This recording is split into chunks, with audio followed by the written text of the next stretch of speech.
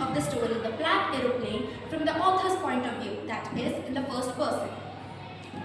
The clear evening sky was shining and posed as the perfect background for the story that was my journey back to my home. All was a smooth sail. It wasn't long until I was in the air with my old Dakota and I would be there soon enough. I would be back in England, at my home. But it wasn't until I saw the black mountain of clouds ahead that I started to panic.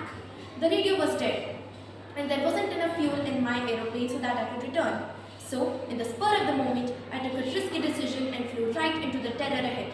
I thought I could make it, but the utter lack of navigation and the visibility of the path ahead made it seem impossible. I had lost all hope of survival until I caught a sliver of movement in my peripheral vision. Lo and behold, there was another plane, black in color, right beside mine. I could see the pilot in the cockpit. He motioned me to follow him, and I complied.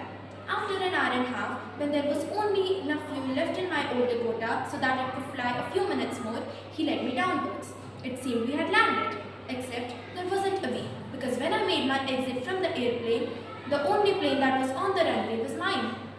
I checked in with the control center only to find out that only my plane was available on the radar. Well, that seemed strange, but the prospect of meeting my family after such a long time made me too jolly to care. This year, the annual reunion of my family was being held at my late great-grandfather's house. I hadn't been there before, but I'd heard of it being a beautiful place. That statement proved to be true when I arrived there an hour after.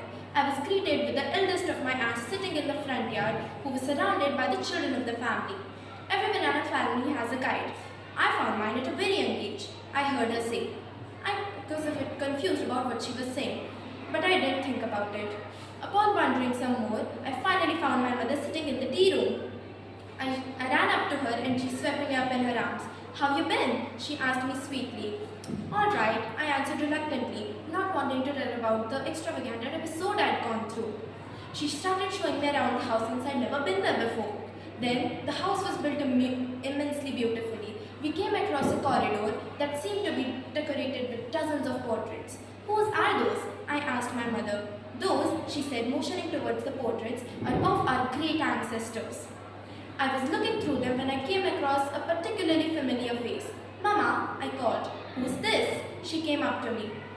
"I'm surprised you seem to have asked me of this one in particular," she asked, looking a bit surprised.